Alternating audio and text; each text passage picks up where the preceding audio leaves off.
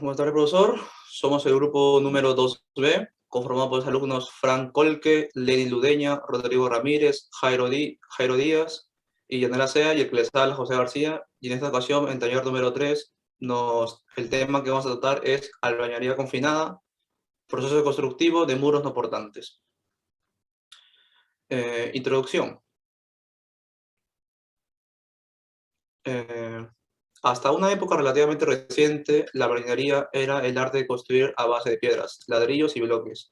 Los procesos llevados a cabo en la preparación y utilización de cemento y del acero han multiplicado las técnicas de construcción, de modo que hoy se puede hablar de albañilería en dos sentidos distintos. En el primer lugar, la albañilería es el arte de construir, y en el segundo, y en un sentido más restringido de la palabra, es el arte de emplear la piedra, los bloques y ladrillos de manera ordenada y adecuada. También se han multiplicado los tipos de construcción. La albañilería ha ampliado su campo de ampliación a otras y muy distintos caracteres que pueden agruparse en dos grandes categorías: obras públicas o de carácter público, como carreteras, canales, puertos y todo lo que se tiene un uso general de la gente; y las obras particulares, que estas son viviendas, oficinas, talleres y fábricas particulares. Las primeras no requieren por lo general de intervención de un albañil o alguien partidario de la albañilería, mientras que las obras privadas más variadas y de acabado muy perfecto requieren una mano de obra muy calificada. Siguiente. Concepto. La albañilería confinada es el conjunto o sistema de construcción formado por muros de ladrillos reforzados en los extremos por columnas de amarre y en la parte superior por una viga de concreto. Los muros son estructuras verticales que separan una casa del exterior o de la calle, evitan el frío y el calor o temperaturas extremas, y crean diferentes ambientes como la sala, el comedor, los dormitorios y el baño y los demás espacios del hogar. Es importante que estén bien construidos y que sean perfectamente verticales. Cada ladrillo debe estar asentado o colocado por la cantidad de mezcla adecuada. La mezcla se denomina mortero y es una combinación de cemento, agua y arena gruesa. Un muro bien construido es importante para la seguridad que puede dar y también porque puede reducir los costos acabados del presupuesto. Siguiente. Definiciones. Albañilería confinada. La albañilería confinada es el sistema de construcción que está conformado mediante un muro de ladrillos, con refuerzos en las esquinas mediante las columnas de amarre, así como también una viga de concreto en la parte superior de este. Habitualmente es considerado una de las técnicas más utilizadas en el Perú para la edificación de una vivienda. Muros no portantes. Los muros no portantes son aquellos cuya denominación generalmente se considera como tabique, y es aquel número que no percibe cargas verticales y se ubica de forma paralela a las viguetas, que son elementos estructurales de concreto en los techos.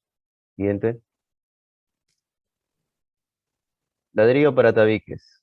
Usualmente para las construcciones de muros no portantes, y se considera utilizar el ladrillo pandereta, cuyo propósito es el de separar los distintos ambientes y que no exista ningún peligro estructural si se decida eliminar este tipo de muro.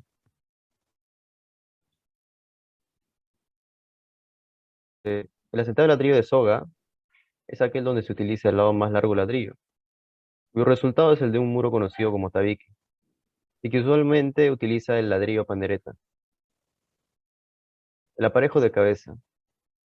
El asentado de ladrillo de cabeza es aquel donde se utiliza el lado más ancho del ladrillo, y cuyo resultado es el de un muro portante que permite una correcta distribución de las cargas en los pisos superiores hasta la cimentación.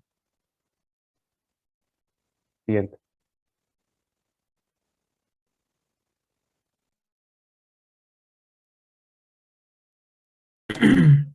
Propiedades. Dentro de la albañilería existen cuatro propiedades importantes, las cuales son la resistencia a la compresión, en la cual su principal propiedad es la principal propiedad de la unidad de albañilería. Son valores altos de la resistencia a la comprensión que señalan la buena calidad para todos los fines estructurales y de exposición. La resistencia a la tracción, que es la prueba que pasa el ladrillo de manera sistemática, en la que se puede ver si la falla ocurrida de de una manera transversal se encuentra en una situación de 3 cargas centrales. Además, mide la resistencia de un material a una fuerza estática. Hay 2 tipos de tracción, la tracción indirecta y la tracción por flexión o módulo de ruptura. Luego está la succión, que es la medida de la avidez de agua de la unidad de albañilería en la cara de asiento y es una de las características fundamentales para definir la relación mortero-unidad en la interfase de contacto. La succión define la capacidad de adhesión de la unidad en el mortero, con el mortero, perdón, la durabilidad. Esta está vinculada a la resistencia a los sulfatos y resistencia al desgaste por abrasión. Es uno de los principales aspectos, se refiere a cómo el material es duradero en el ambiente, cuál es el tiempo de resistencia en el medio ambiente. Siguiente.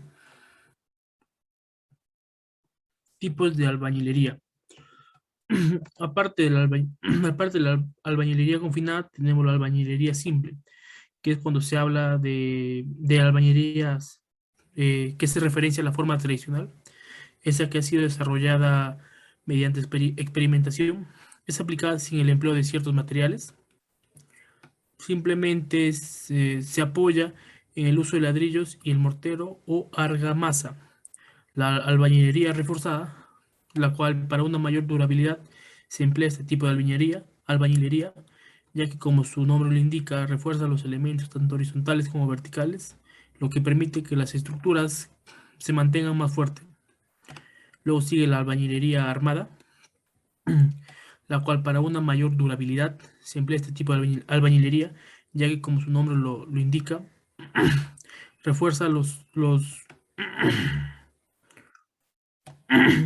la albañilería armada. Debe su nombre a que emplea el acero como refuerzo en los muros en los que se construyen. En la albañilería armada se refuerzan los tensores en el plano vertical empotrados en los cimientos y estribos de los planos horizontales.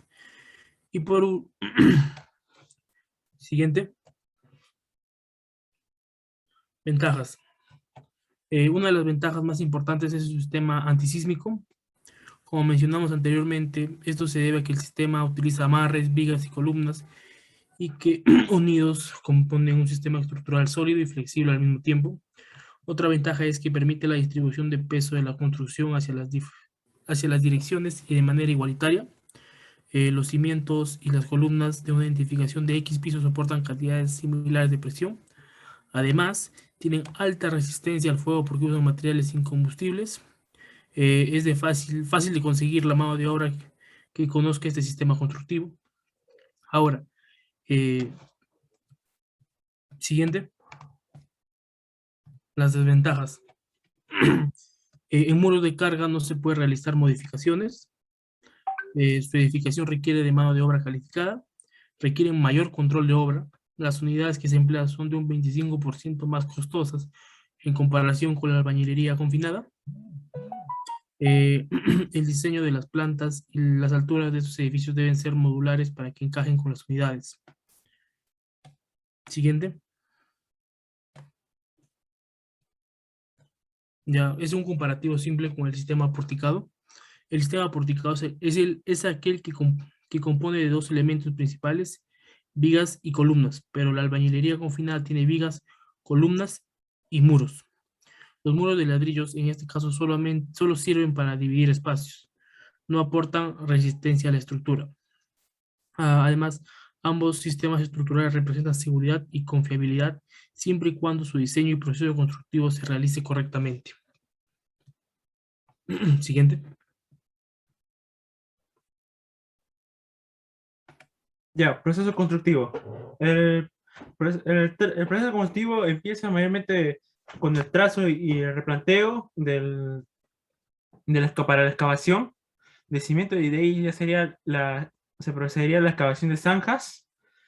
Ya después de la excavación de zanjas, mayormente para los cimientos, ya se iría haciendo el armado y la habilitación de acero para las columnas, en el cual se da mediante los estribos que están separados en distancias establecidas, y cuando se termine de realizar el armado, se procede a colocar la columna en el cimiento.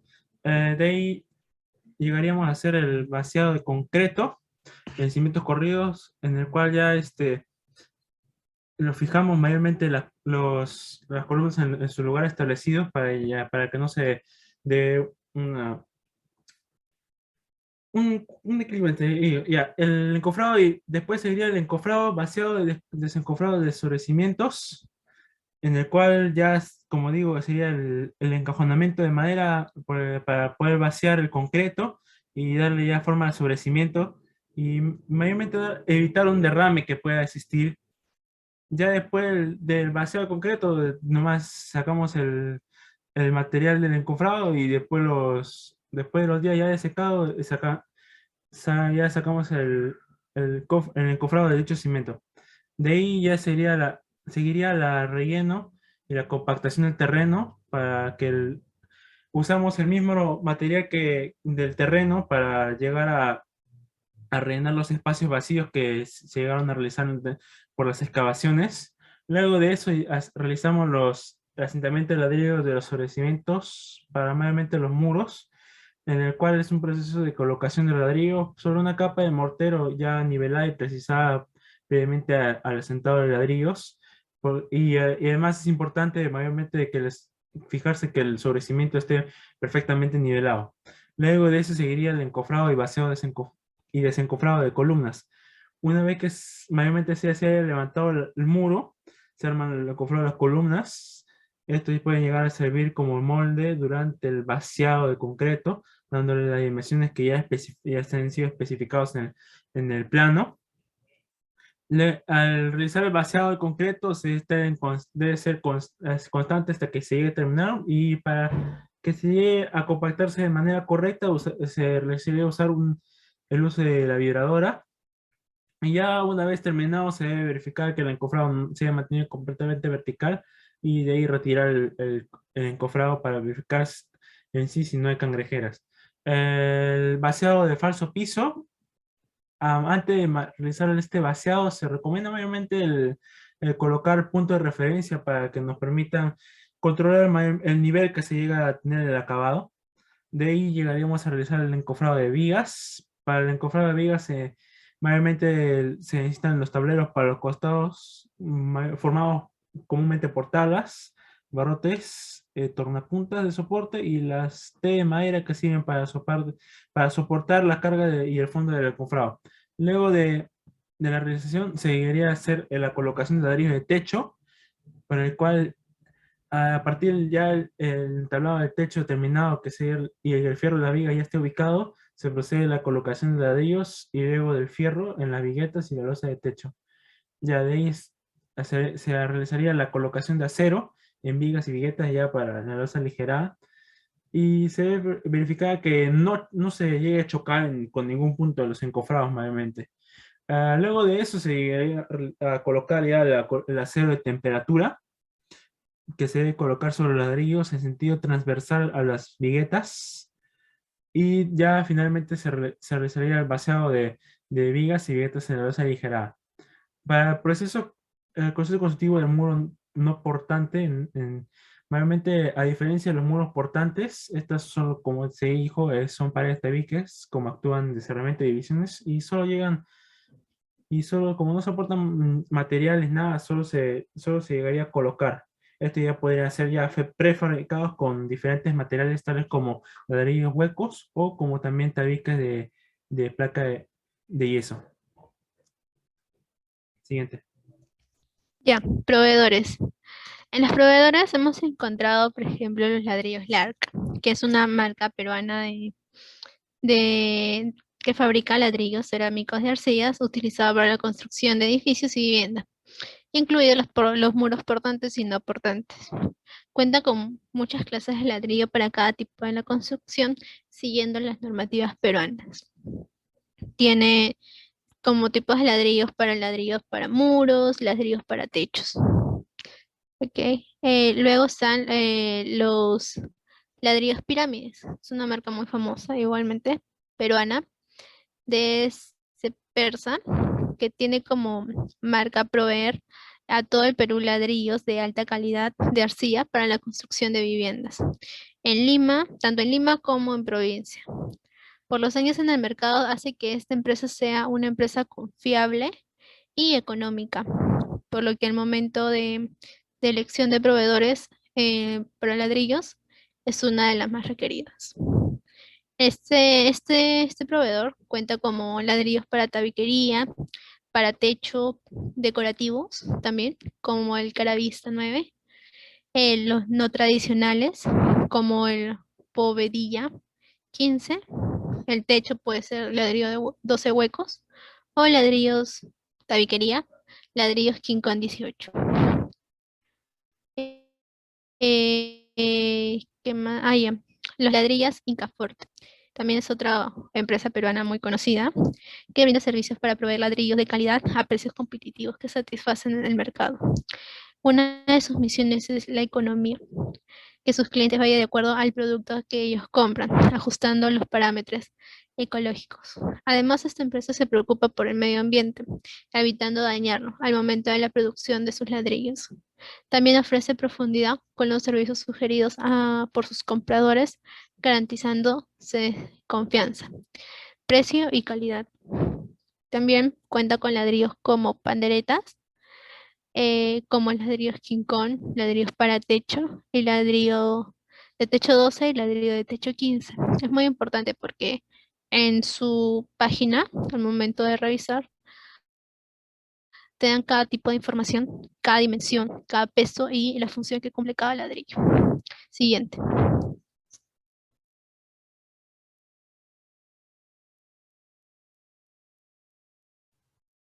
Ah, yo le voy a hablar sobre el ejemplo que se usa en obras de estos muros no portantes. El primero que podemos encontrar son los parapetos, que son elementos arquitectónicos de protección que sirven solo para evitar la caída al vacío de las personas, animales u objetos que se encuentran en un balcón o terraza. El segundo, que ya están hablando mis compañeros, que son los tabiques, que son unos muros no estructurales que separan y subdividen a los recintos, siendo generalmente un elemento fijo y opaco que puede ser instalado en cualquier parte del interior, siempre y cuando no le aporte una sobrecarga. Y por último, los cercos.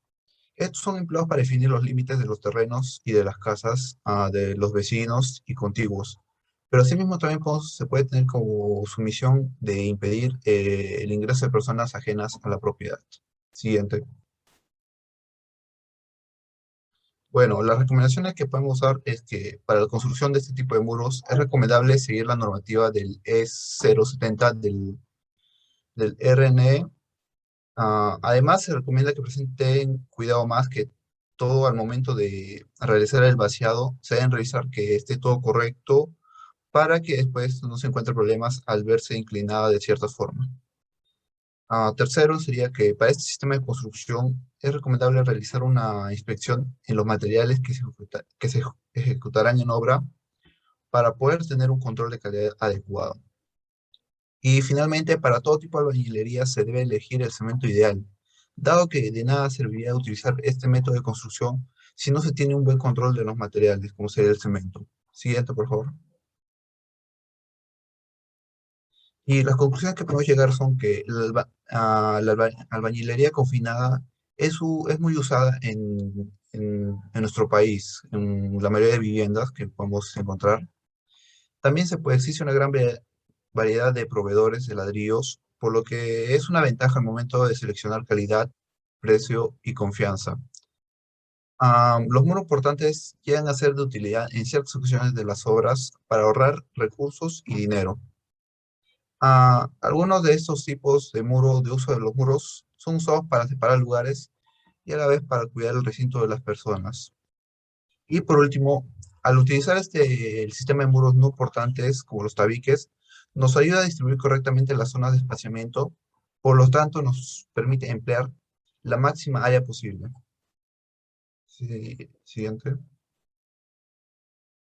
Y la bibliografía que lo encontramos en el documento. Gracias.